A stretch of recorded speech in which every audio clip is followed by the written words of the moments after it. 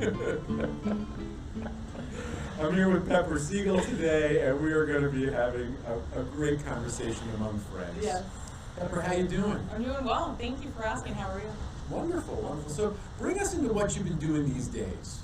So these days I am making challah for the masses. I love it. Not just in Greensboro, but I'm shipping nationwide now. And believe it or not, a lot of my customers are in New York and New Jersey, which I get a little confused about because they have all the good spots to eat. Right. But what's different about my challah opposed to the challah in a bakery is I have more time to just hone in on the challah. So I make lots of different flavors, and I really think that's my hook, and that's why people are ordering from me. You know, they might want a garlic parmesan challah, or a jalapeno, as I call it, which is jalapeno cheddar, or my coffee crumble. It's not just challah. I mean, you can get just challah, but I think that's why I get so many customers from up north. But at first I was a little baffled. I'm like, you know? I love it. I sometimes refer to Greensboro, I think I stole this from Chapel Hill, as the southern slice of heaven, right? Yeah. And think about it, right? Pepper la challah, that's yours. It's like a taste of, you know, the challah, Yeah. like the southern slice of challah Right. that comes from here. And Yeah. we just, you know, I'm really impressed with the work that you've been doing. Now, how do you get into challah making? I mean, give us that background, you know. So- I know your story, but tell everybody. So I have been a chef for 15 years, probably more than 15 years now. But like I said, I'm still in high school. So no, I went to culinary school. I moved to Israel for a while, and then I went to culinary school afterwards because I just fell in love with food. I wasn't sure what I wanted to do with my life and what path, and so I moved to DC, went to culinary school, and then I started working in kitchens, and the rest is history. I mean, I was running kitchens. I was executive chef at P.F. Chang's for a while. Worked at Cheesecake Factory, which is where I met my husband. Then once we decided to when we decided to start a family, we decided to come back to Greensboro, which is where my family has lived forever. Right. I mean, since Temple has been a thing, so I'm going to say around 80 years, 100 years, maybe, you know. So I decided to move back to be around my family because I wanted, you know, having kids takes a village. It's a real thing. And so we moved here, and then we had, you know, some unfortunate things that happened. You know, my dad passed away, and then I had cancer and all these things. And so I had my surgery. I had a bilateral mastectomy, and I had all my lymph nodes removed. And probably about 8 months after my surgery, I went back to go work in a kitchen, and my body was just like, no. I mean, because to be an executive chef, you have to be able to do all the labor, Right. everything. I mean, the heavy lifting, everything. My body just gave out. And I just didn't know my new body, you know? So I went through a lull of what am I going to do with my life? You know, my heart was a little broken because that's my niche. It's my passion to cook. I love making people happy with my food creations. I actually went to nail school for a while. I was just trying to do different things because I was like, oh, I just can't, you know, woe is me. And out of everything I went through, that was the thing that really made me like sad. You know, my dad passed away. I beat all these things, but then not being able to work in a kitchen, who would have thought? But it was the straw that broke the camel's back. Right. So anyway, you know, going over a couple years, COVID happens, and you know, obviously it's unfortunate, but for me, something amazing happened, and that was my challah business. So both of my kids go to B'nai Shalom, as you know, and that's where you went to school? Oh, also? yeah, I did. I went to B'nai Shalom. Your siblings, right? Yeah, my siblings. Yeah, we've all been at B'nai Shalom. So, and so now my kids are at B'nai Shalom, and every Friday they would make challah. You know, and you know, they would just get like a ball of dough and bring it home. Sometimes be green, blue. You know, tasted amazing. And after all that kneading that the toddlers do, it's just so good. But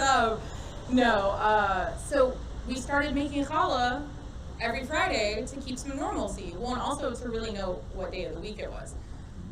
For me, baking is not easy at all. I mean, I took some baking classes in culinary school, but baking and cooking, it's too, I mean, that's why there's pastry chefs and there's, you know. That's what I understand, not that I have expertise in it, but I listen to enough of what, I love cooking and I love the world of cooking, but you know, that's what I understand. You know, I mean, because you think about it, cooking's alchemy, right? So you're taking literally all these different things and then making one thing out of like nothing, but like well things, you know what I mean? Sure. And so for me, cooking is more like I have more freedom. I can just throw in whatever I want and this and that and just like taste it. But baking, you're off like a teaspoon of something, or you put too much of something. I mean, it's over.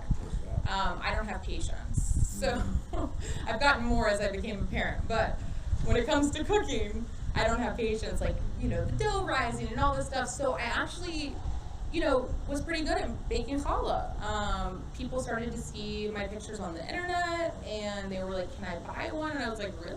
Like, you want to buy one?" And I was like, "Well, you know, during COVID, we could all use a little extra cash." So I started selling them, and here we are, over a year, and fully LLC'd and licensed, and you know, I got a small business now. So it's, I mean, it's really amazing. When I first started, I could only do about 10 challah a week. Now I can do up to 40 or 50. I mean, actually for Rosh Hashanah, we hit the 100 mark. Right. When it came to shipping. We did the pickup here, and also just the bigger accounts, like for the Federation and B'nai Shalom, and doing all the little bags and everything. And I couldn't have done it without my friends, though. My friends come and they help me, and they help me pack, and you know, I just pay them in challah. I'll tell you, folks, those who are listening to this are hearing the Torah of baking, the Torah of pepper, and I love it.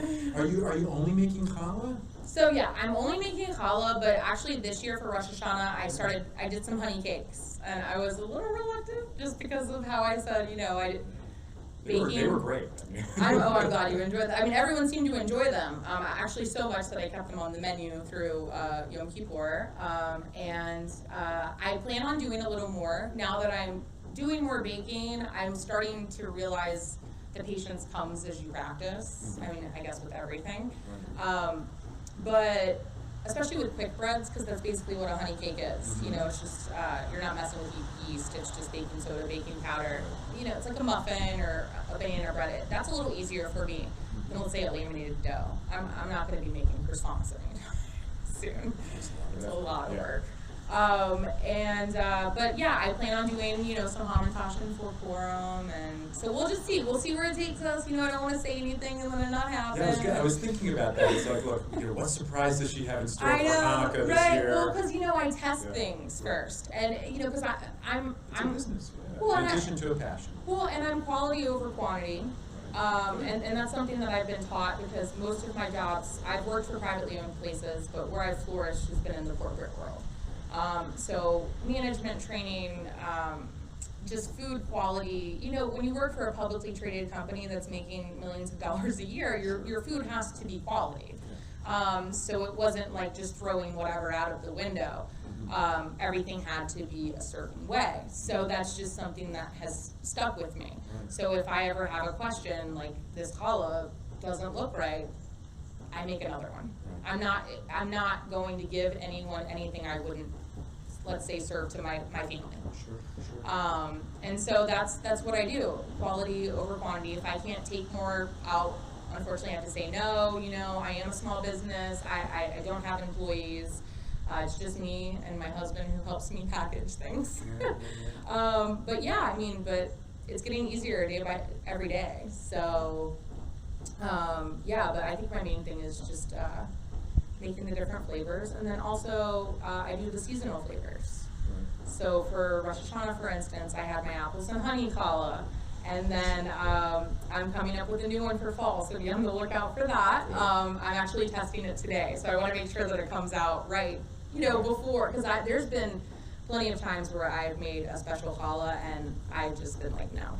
I can only imagine what you're going to come up with for Yom Ha'atzmaut for Israel's Independence Day. Oh yeah, no, yeah. I think I did something last year. I can't remember what I did. Either way, it's yeah, it's going to be great. Tell me a little bit, because your family here. I mean, you say the name Segal in Greensboro writ large, and especially in Temple Emmanuel. Yeah. Right. You know, this is your family's a family that's been here for generations. Yeah. So.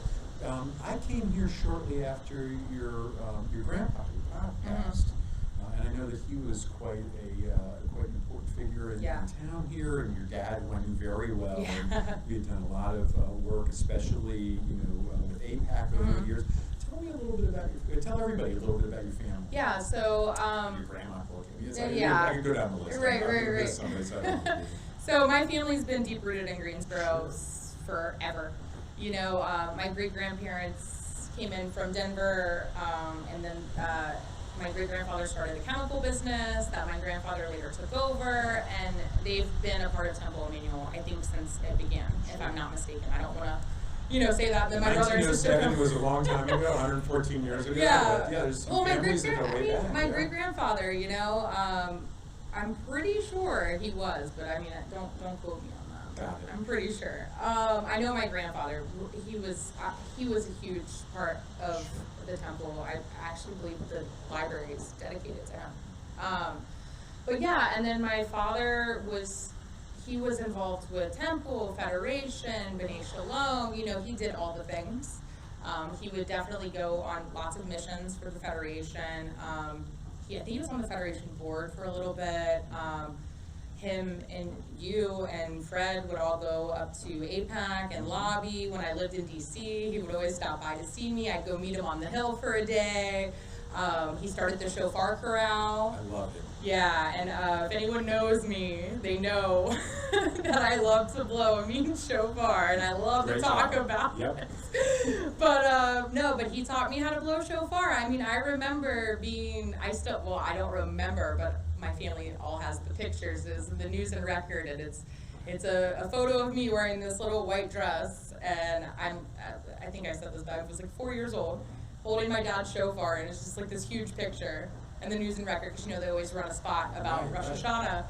And he taught my sister how to blow shofar, and whenever she's in town, she joins the chorale. My brother knows how to blow shofar as well, and he loves to tell me that he blows shofar better than me.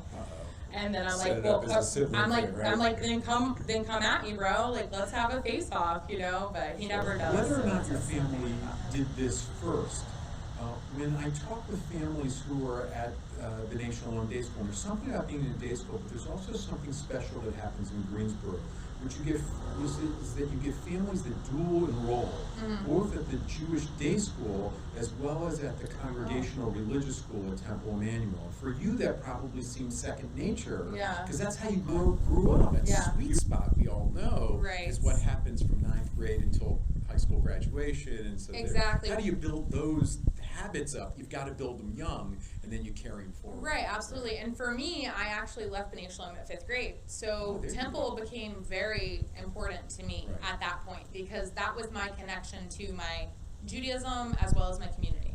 So I had that great, start, and then I, finished here. And so here you are as a parent. When you take a look at your kids now, what do you dream for them for the future? So Jewishly, it's kind of funny, because I was talking to someone about this. I think it was my sister. I was talking to her the other day, and we were just talking about Lador Vador, right? Generation to generation. And so we were talking about, it might have been Corky actually. I just recently got a lot of the old Judaica stuff of my dad's. And some of them were Sidors from like 1932 from Temple Emmanuel and things like that. And it had my grandfather's name on it, and I'm like, he didn't know how to read Hebrew, he didn't know the blessings, which, it's okay, like, it's fine, however you practice is fine. But, back then, Temple Emmanuel was not Hebrew, like, there was no Hebrew. I feel like now we are more like a conservative kind of reform, which I love, just because I did have that B'nai Shalom with the Hebrew, and so it's like a good mix for me. But I was wondering, I was like, my grandfather wanted my father to know more than he knew. And then my father sending us to B'nai Shalom, because B'nai Shalom wasn't a thing when my dad was growing up. It wasn't the 70s, I believe. And so then, my dad wanted all of us to know more than he knew. And so we all went to B'nai Shalom. I remember my dad was bar mitzvahed as well, but it didn't look the same. It wasn't the same with the parashas and things like that. It was much shorter, and so we went to B'nai, we learned more than he did, and it was never like a thing of, oh, we know more than you. It was more like he was so proud because he accomplished his goal of making sure that his children knew more than he knew. And that's how I feel about my kids. I want them to know, but I just want them to, I guess know more than I do. There's a solid basis in Reform Judaism that says that, one has to know, right? You have to make informed choices. Yeah. Yes, choices are important, but informed choices are critical. And again, that's no knock on the rest of the Jewish world. Right. But our corner of the world is really based on that type of. So your hope for your kids is that they're going to be really steeped in Jewish learning, Jewish knowledge. Well, yeah, absolutely. And action. As much as I can get them to, but I'm also not a parent that's going to force them. Because where I am today, people say, "Oh my gosh, you're so Jewish," but the people who knew me when I was growing up, I was still just as Jewish. Right. It's just my closest friends were the ones who saw it. There wasn't social media and stuff, and I wasn't running a Jewish-owned business, and so like Mary Claire, my best friend of 25 years now, Elizabeth Strasser's younger sister. Right. She was like, I was like, why do people think I'm so Jewish now? And she's like, I don't know, but me growing up with you and doing Shabbat every Friday, and because she used to come to Sunday school with me, she's like, you've always been pretty Jewish to me, and I'm like, I just, I don't know, it's not a level of Judaism I want my kids to have, or religious or anything like that, because obviously that's their choice, but community-wise, tradition-wise, reading Hebrew, going to Israel, doing these things just so they can know the connection. Yeah. The cultural experience is so important for me on both sides of our family. We have an interfaith marriage, not interfaith children, but interfaith marriage, and my husband is so amazing, and he is so invested in Judaism. I mean, he didn't grow up super religious, and people just assume he's Catholic because he's from South America, but he wasn't. He was raised to believe that God was in his heart, and then they go out and And he lives that way. And he lives that way. Not necessarily knowing, in Guatemala they have Easter parades and Christmas parades, and it was more of a nostalgia thing for him.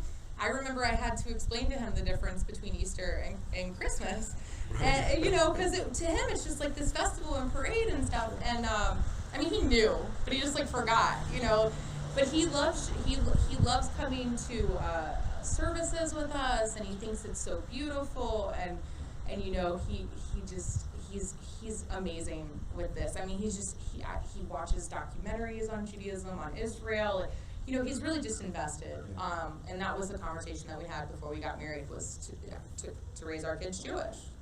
So I mean that was before marriage. Right. So it's he's amazing, very invested, and so I just want them.